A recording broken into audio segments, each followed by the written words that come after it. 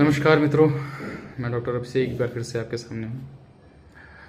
मैं आपको अपना अनुभव साझा करता हूँ। मैं एक ऐसी जगह पे कानपुर नगर में प्रैक्टिस करता हूँ जो थोड़ा सा कम एजुकेट कम अवेयर है। वहाँ पर थोड़ा सा तो क्या होता है कि ऐसे जगहों में अक्सर मरीज आ जाते हैं या आते हैं क्योंकि उनको ज्ञान का अभाव होता है, जागरूकता का अभाव होता है। तो वो उनका सीधा प्रश्न ये होता है, डॉक्टर साहब फीस किस बात की है ये।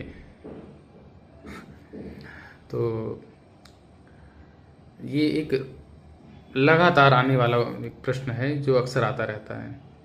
तो हम अपने उन भाई बंधुओं को बताना चाहेंगे, फीस जो होती है एक डॉक्टर का एक बेसिक, आप ये कह सकते हैं, एक अधिकार है। अगर वो योग्य है, उसने अपने अमूल्य समय को उस शिक्षा ग्रहण करने में दिया है,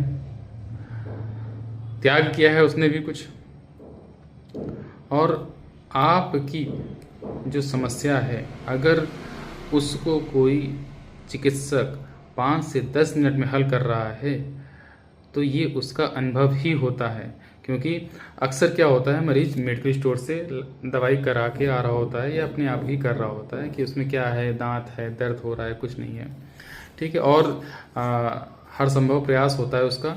ये एक ह्यूमन नेचर है, इसमें मैं किसी को नहीं कह रहा हूँ।